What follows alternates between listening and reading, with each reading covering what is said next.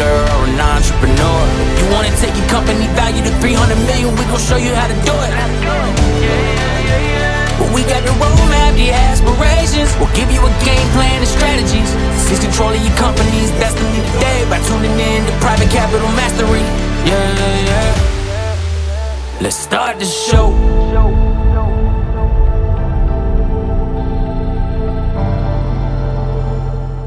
Welcome to the Private Capital Mastery Podcast, where we delve deep into invaluable market strategies that guide entrepreneurs like you to significant capital growth. Today's focus is on Deferred Sales Trusts, also known as DSTs.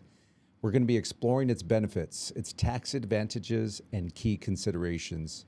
Today, we're joined by Greg Reese, founder, president, and CEO of Reef Point LLC, who works with the estate planning team, the creators of the Deferred Sales Trust strategy that we will be speaking about today. Greg's track record alone solidifies him as one of the leading DST experts of the 21st century. With over 27 years of DST experience, transacting more than 4,000 deals, completed with $200 billion in total volume.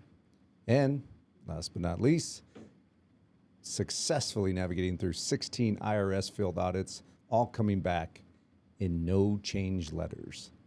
The gold standard, tax management. Greg, thank you for being here with me today. Thanks for having me, Brian. It's good to see you again. Yeah, so the Deferred Sales Trust becomes more relevant for founders, entrepreneurs, and CEOs that are looking at some sort of transition, some sort of exit from that business. And what we talk about in the work that I've done for the last 20 years in M&A advisory as well as investment banking is that exit can be either internal or external.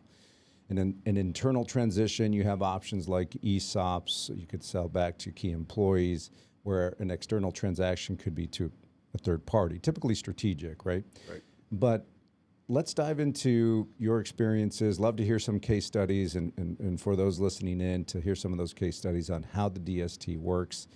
It's been around for years, decades, right? But it's not known by all. So, what we typically like to do is in these conversations is help founders and entrepreneurs understand what it is you do as a professional in your field and in your expertise. So in its simplest form, and then let's go into some details with some case studies, but what is a DST? Okay, so, great question and a good opener. So the Deferred Sales Trust, as you mentioned, it's not new. It's just new to a lot of people. So, the biggest challenge around the DST is it's new to a lot of people. So it requires education and collaborating with other professional advisors to educate and so they can understand it. Even CPAs oftentimes are not yet aware of this.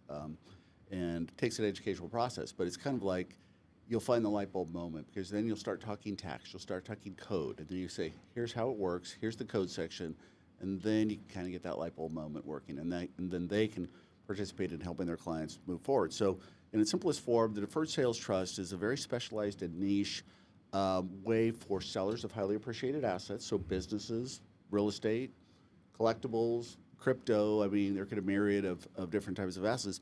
Allow that seller to sell those assets, to defer the capital gains taxes in the year of sale, to be able to reallocate the proceeds of your sale into any investment classes that are suitable for you, that meet your particular objectives, and establishing your objectives for that, and then pay as you go. So the simplest comparison that I think I would make to it is, imagine you could sell that business and all the proceeds pre-tax that you're going to receive go into a trust created specifically for this transaction, and that trust acts in many ways as though it's your personal 401k plan. So if you run through like 5 quick comparisons, number one, if it was your 401k plan, do you get to decide when and how much you want to take out of it? Yes, you do. Same here. Number two, investing the money.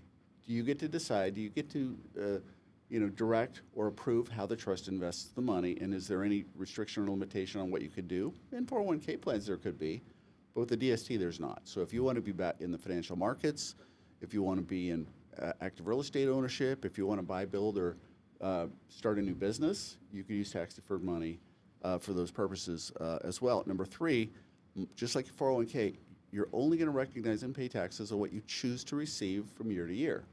So there's going to be some structure. It's based on an installment sale. So the code section, for anybody interested out there, is 453. 453 has been in the code for about 100 years. So, for example, everybody knows about 1031 exchanges when it comes to real estate. It's been in the code for about 45 years.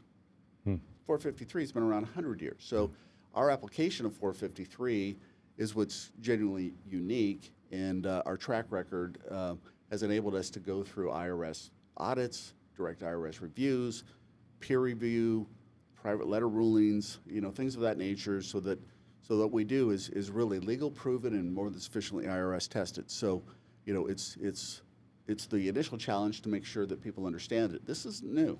It's just new to you. Let's talk about it. Let's figure out how this works. So, back to this 401k analogy. Again, you're only paying taxes on what you choose to receive. For estate planning component, what happens if something happens to you? What happens to the money? You get to direct what happens there. Kind of like you could set up beneficiaries for a 401k. Similar, and that's not exactly the way this works, but it does end up passing to whoever you want it to pass to. And they have all the rights and privileges you have. They don't have to cash it out, pay the taxes. They can continue drawing what they need and reinvesting how they want to reinvest. It's all great. And then the last comparison is asset protection. So asset protection comes as a byproduct for what we do. Generally speaking, this is probably going to be our entrepreneur's most valuable asset, right? And when they liquidate, they'd like to think that that money's not at risk for outside influences, lawsuits and creditors and stuff like that. It's got some fairly bulletproof asset protection associated with it. So if you get sued to oblivion, which is one of my favorite phrases, they're not coming after this money, just like they wouldn't be able to typically come after your 401k money. Correct. So in a sense, it's a tax deferral structure, very specialized. The years that we've done this and all the transactions we've completed, we've gone through the scrutiny. So that's the main reason, again, why there's not a lot of other tax attorneys, for example, out there that are trying to replicate what we do, because they haven't gone through the scrutiny. They haven't gone through the testing. They haven't gone through the audits and the reviews and stuff like that, which we have. So perfect track record, and our aim is to keep it that way. That's amazing. So the do-nothing strategy is pay the tax, right? And pay it in the year the money or the proceeds are received on the sale of those assets that we shared so far. Now, those listening and tuning in, the deferred sales trusts, you still have to pay a tax. Help the listener understand what's the point of deferring, right? Because it's sometimes not as obvious to them of how they can activate those pre-tax dollars and put that money to work, before having to pay that tax eventually, right? But sure, maybe you could walk through that a bit for us. Well, the simplest way to look at this, Brian, is this strategy will allow you to keep the money you otherwise would have paid in taxes in the year of sale, working directly for your benefit, meaning that you can generate higher amounts of income or faster wealth accumulation or a combination of both, because you're not further diluting your equity by paying a boatload of taxes out in the year of sale. Number two, oftentimes, if you pay your taxes in the year of sale, you're going to be at the highest tax brackets. Let's just face it. Every single client of mine that I work with, had they not used some sort of a strategy, they would be at the highest tax bracket. In California residents, that could be 37.1% combined. With federal, state, and federal. Obamacare, 37.1 in California.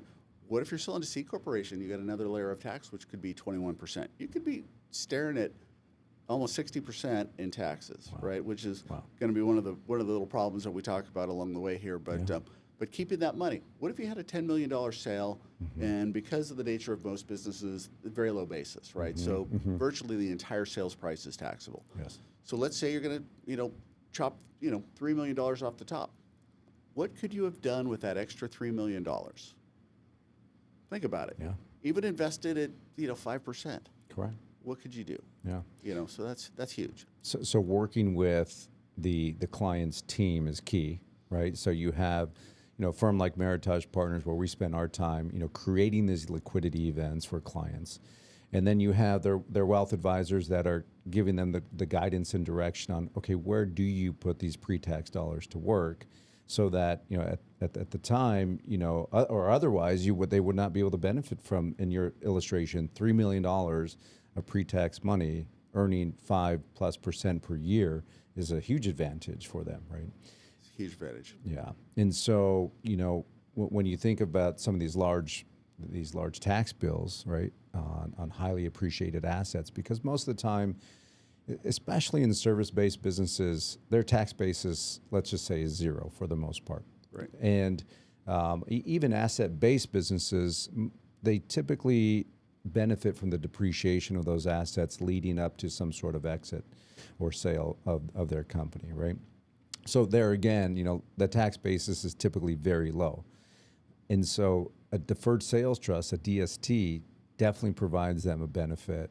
And it's a benefit that could, as you described, outlive their natural human life, correct? Yeah, there's no limitation on when the taxes have to be paid, only that someday they have to be paid. So it could be a legacy play. I mean, it could be something that you establish through your exit strategy that could benefit your family through the generations, because death is not a trigger for paying taxes in our strategy. There's no specific period of time that it has to be paid out on all the taxes done. It's not like you got to take minimum required distributions like you would in a qualified plan, things of that nature. So you really have an opportunity to engineer what you want out of this. So you can run this thing as short or as long as you want, continue it for the family, and it has a lot of attractive features from a tax perspective, and just being able to control. I think the most important thing that I like to convey to people when I'm talking to them is, because there's a trust involved, and I'm a trustee. I'm a certified independent trustee that kind of manages the team. Moving forward, we've got our tax attorney, there's a wealth advisor, and there's a trustee. And people will put up their hands like, oh, I'm losing control. I'm giving up control. The important thing to understand is you have all the control you need, and just a sliver of control that you don't have, which makes this legal and practical and viable in the IRS standpoint. But all this really means is you have to work with your team when you want to execute decisions. We come to the table like a fiduciary, like yourself, to provide all the information, education, data, recommendations based on our experience and knowledge, and then the client makes the decisions, and then we stand in line and we execute those decisions. So you're working with your team. That makes sense. Like you're not going to self-diagnose a medical problem without your doctor, are you? So work with your team. It's to your benefit. Yeah, unless they're going to Dr. Google, right? And then that's another story. But so you actually answered my next question, and that is, how does the DST alleviate, all of these tax burdens and concerns? And you walk through a number of scenarios. And those are important because, again, comparatively, the do-nothing strategy, you pay the tax and you move on, right? Where in this way, you're working with a series of trusted advisors that the client is likely already working with, sometimes not, depending on where they're at in their journey. But that's extremely valuable. How long does the DST take to set up, and when should an individual, specifically an entrepreneur or CEO of a company that's exiting, right? When should they call you? When should they be talking? Do they say, hey, we just closed yesterday. Can we get together? When do they need to speak to you in that timeline? That's an excellent question. So, in most cases, mechanically speaking, we could get done what we need to get done in 10 days to 2 weeks ahead of the close. The important thing to remember is you can't do tax deferral planning after you close. There's a point in time which is called actual receipt or constructive receipt. That's when actual receipt, you got your money. You're dead. You're done. You owe the taxes. Constructive receipt could be that you're so far down the timeline of your transaction that you have constructive receipt. There's nothing to prevent you from getting your money. All the contingencies have been signed off and removed. Everything's in place. Practically the only thing they're waiting for is for you to tell them where to wire your money. If you're already that far down the path, it's probably too late to do the planning. So we have to set everything up in advance, and we do all our work on a contingent basis, which is important to know, because anything could happen in a transaction. You've seen transactions fall apart at the 11th hour. So we don't ever want to create something that has to be unwound if something external occurs. We can just reset, everything's fine. So we do everything on a contingent basis. That way, if you get to the end of the line and you kind of feel guilty, you feel like you should pay your taxes, that's what you want to do, okay, we'll get you a therapist, and then we'll just back away. There's no consequence to you when that happens. And so but practically speaking, we get people all throughout the timeline. A lot of people are planners. They like to get all their ducks in a row before they even put the sign in the ground or put that business on the market. They want to understand what that runway looks like. I appreciate people that are thinking ahead like that. But we also get people who just hear about this. They're Googling. They're what's strange and interesting in my experience is most business owners, they don't even focus on the tax side until they're partway down the path. They're already deep into the transaction before they really sit down with their CPA and say, oh, by the way, what's the impact going to be here for me? Yeah. I don't know why that is, but in my experience, that's pretty often. And so we'll get a lot of people scrambling and looking, are there any other options? What can I do? What options exist? And we can talk about them today because there's only about 4 or 5 legal options that you can even consider. But that, so we can start working with you before you're up for sale. Okay. You could already have an LOI or an accepted offer, and you could be into your due diligence period. We'll call it escrow for lack of a better word. It's kind of similar real estate businesses. As long as we still have 10 days to 2 weeks before the close, there's still at least some work going on. You're still drafting the APA or the SPA, or you're still evaluating the financing options on the buyer side or what have you. And we can get this done because we don't want to destroy or stall your transaction. So if we're given enough time in advance to get it done, then we'll coordinate right in with the transaction attorney, the closing agent, the M&A professional, the CPA, whoever. We're going to coordinate that, and we can operate at the transaction level, or sometimes we operate at the entity level.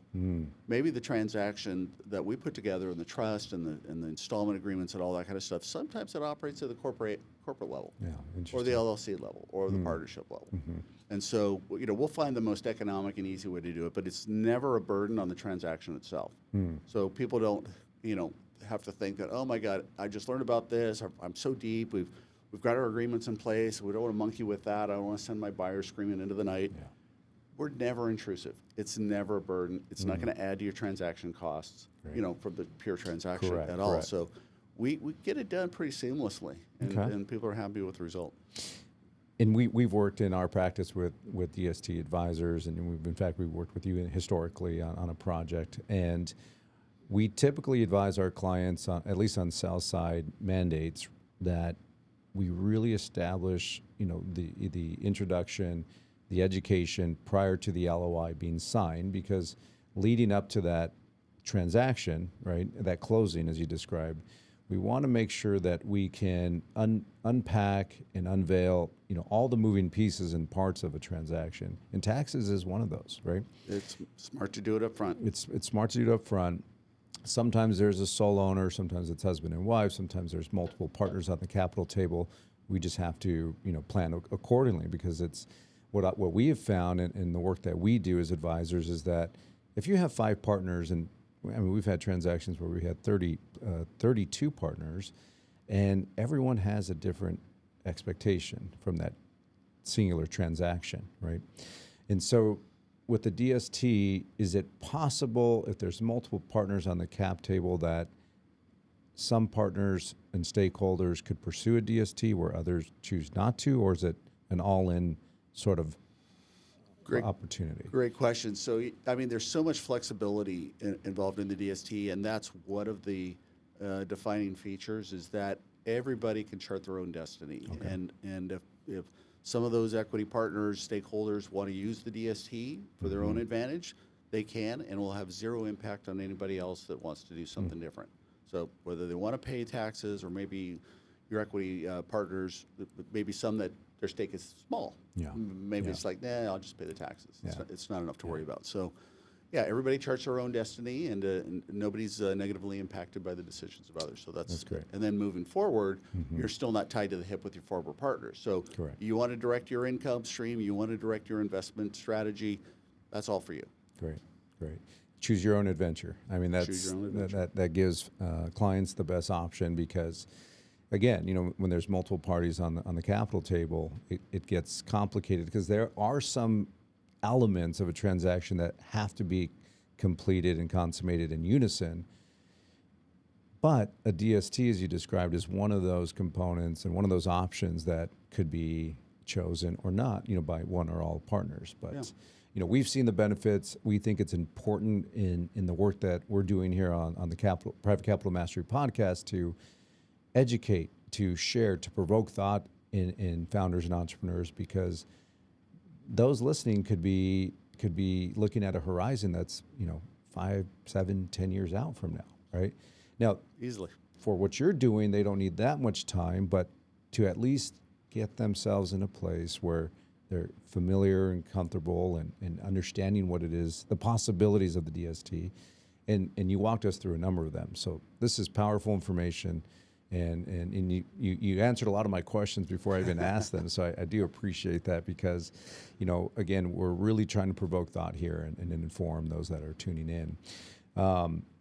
So with that said, I mean, we could probably go more and more into the IRC 453 ruling, but I think that this is a conversation that can be continued, and if someone is interested, we'll give a call to action where they could reach out to you as well. But if there's anything else in closing that you think you would want to share at this stage and in this setting about the DST and what other considerations? Well, I thought maybe we'd walk through a couple case study. Okay, let's do that. Just because it can kind of put you in the it's good illustrations. In the driver's seat. Yeah, So I was like, oh yeah, that sounds like me. So I'll start with one that they haven't used the DST yet. Okay. So a company down south at North San Diego County, they're in the pharmaceutical space. They develop technology and software for the pharmaceutical industry and pharmacies, et cetera. And they have been building towards their exit. So they're in negotiation with a strategic buyer, and they're structured as a C corporation, by the way. And so they're getting way down the path. And then towards the end, you're looking at the books, the valuation was coming down a little bit. They kind of had their number in mind. And then they kind of got wise as to what the tax ramifications were going to be. And there were 4 majority stakeholders in this thing. And they're all looking at this deal. Okay. They didn't know about the DST at this time. So the valuation started to come down a little bit based on the internal factors and due diligence. And then they talked to their CPA, and they determined that they were going to take about a 50+% hit in taxes, federal and state taxes. And then they're trying to think about, well, what's my runway? What's my lifestyle look? What am I looking to accomplish? And they kind of determined that we're not going to have enough money left over to do what we want to do. And so they kind of like balked, and that buyer went away. And then one of the partners learned about the DST, rang me up. We had a meeting with all the partners, and they're just like, I don't want to swear on the podcast here, so I won't. But they're just like, oh my God, because when we walked through their numbers, they realized that their price was pretty close if you took the tax problem off the table. From a net proceeds standpoint. From a net proceeds, because business owners are always focused on the top line number. Correct. What am I going to get out of this? And the business brokers and the M&A professionals, they're striving for that top line number too. But that's not what's most important. No, that gives you away with. Yeah, that gives you bragging rights, but it doesn't give you net proceeds. Right. Right. And so they're not dead. Yes. But they're back grinding it out. They want to get a higher multiple. They want to get a higher valuation. But now they know the DST, and it gives both sides some breathing room as a negotiating room, because when you can help your seller walk away with 25, 35, up to 50% greater net proceeds that they can then use to build the lifestyle dreams that they have, that can be amazing and that can be huge. So that was kind of one example of a case that didn't get the sale. And by the time they learned at the DST, they say, well, those numbers are pretty good. They go back, well, the buyer had moved on. So now they're back to square one. And so the punchline there is, with this case study is, as we described and as I described earlier, is plan ahead. Plan ahead, understand. My core questions for any new prospect I'm talking to is, why are you considering selling at this particular time? And what are you hoping to accomplish by reason of selling? Forget the planning for now. What does your next chapter look like? I want to understand that first, right? Because if I understand what they're looking to accomplish, then we can see how we might be able to help them achieve those goals. And so, another case study would be, we had a veterinary practice, 2 vets and then a business partner. They're all equity stakeholders, and they were selling to a PE company. So we've got a PE companies in that space. They're buying veterinary firms, and et cetera. And they learned about the DST just after they were getting, solidly through the negotiations with the buyer, and everything was looking good. And, as is often customary, there was going to be a component of some cash, some equity in the acquiring company, some earn-out bonuses and metrics and stuff like that go along with it. So, what these guys had in mind is like, what do you want to do? They're fairly young guys, They wanted to continue with their brand and bring that national with the help of their new PE partners, right? Scale the business, yes. So they were going to not only help them scale, all the acquisitions that they were doing, they wanted to scale it even further, right? That's great. And so they loved the idea of deferring the taxes and using a huge chunk of that money to grow their brand in a much larger way. A chance to double down on their vision. Chance to double down. And they said, well, what about that 30%, earn out or the 30% in the stock of the acquiring company? Now, granted, at the time of the close, when you acquire stock as part of your deal, that's not taxable at that time. Correct. It's kind of treated like like the 453 DST is treated. But when that matures, yes, that could be a big multiple. Absolutely. A big multiple. And they said, are we going to have to pay tax on that? And I says, no. Yeah. We'll structure it right into the deal to make that money come to the DST. Cool. Now, it can come into the DST, and if you decide you want all or some of it at that time, you can have it. You'll just pay tax on whatever you choose to take. So it's never going to be locked down or locked up and away from your control or your view. The other thing that's important is they want additional income. They want to build houses, to live it, all this kind of stuff. Okay. And a lot of people I see, especially in business sellers, they're once they figure out that tax nut, oftentimes it puts just an arrow in their heart because they had already anticipated the income that they needed for the lifestyle they desired based on the top line number. And then when that top line number comes farther down because of the tax problem, they're going, oh my God, what am I going to do? Correct. And in order to meet that lifestyle need, they're probably going to have to take that reduced amount of money and invest it at a higher risk to try to generate the income that they want. Now, think about it this way. With the DST, you're keeping 100% of your proceeds working for you, pre-tax. Yes. So if you have a number in mind, an income number, you can generally meet that number without taking exorbitant risk. You know what I'm saying? So you can have security, safety, and comfort in those retirement years because you're not putting it all out there, right? Where it could go down 20 or 30% if you're in a high risk profile. So that's another advantage too. It is an advantage, and these two case studies are great because it shows.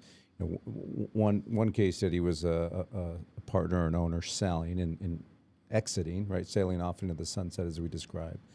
But the second case study is great because we talk a lot about growing and scaling your business with what I call smart capital, right? So this private equity group in my mind is smart capital. Why? Because they have the ability to inject capital to grow and scale the business beyond its certain geographic reach, as you were describing. But that capital comes with talent and experiences in scaling a business nationwide, and so it allows ultimately the founders, the young founders you described of this vet practice, right, allows them to collapse time. And they do that with the capital partner, the smart capital, and they're moving at a much faster pace than what they would do, right? And I always remind people, like you think of they get to build a side business parallel to their business that they already know and are successful at, and then their capital partner, their PE company, is probably going to buy that other business too. Precisely. You know what I'm saying? So they're getting a big windfall here. Everyone wins. They're using all the capital to help them grow and scale what they're building, but they're allowed to grow and scale their own brand, which is going to be another asset of theirs that they're going to probably, sell it back to the PE, and we're going to have another exit event. It's going to be beautiful. Yeah. The second bite of the apple, as we say. That's right. And that's why it was important for us to get you on, because there are multiple dimensions of every transaction, whether it be a merger, a sale, or bringing on a growth capital partner. So thank you for coming on and visiting and walking us through these case studies and the capabilities of what the DST does and the work that you specifically have done over the years. So what we'll do is, we'll definitely stay in touch. I'd love to have you back on and we could further unpack more in future episodes. But this has been extremely valuable, Greg. Thank you. And I appreciate the time that we had together here today. Well, I want to thank each of you for joining this podcast episode where we covered the Deferred Sales Trust with Greg Reese here with Reef Point LLC. If you're interested in learning more and being connected with Greg, feel free to reach out to us at info@meritage-partners.com. We'll put you in contact, and you'll be able to continue any dialogue and or questions that you have. There's a lot to unpack. Again, our intentions are really to provoke thought, provide minimal education, but there is a lot more to learn and to understand here. Thank you for joining. We look forward to seeing you again on next week's episode. Until then, have a wonderful week. I'm Brian Franco with the Private Capital Mastery Podcast.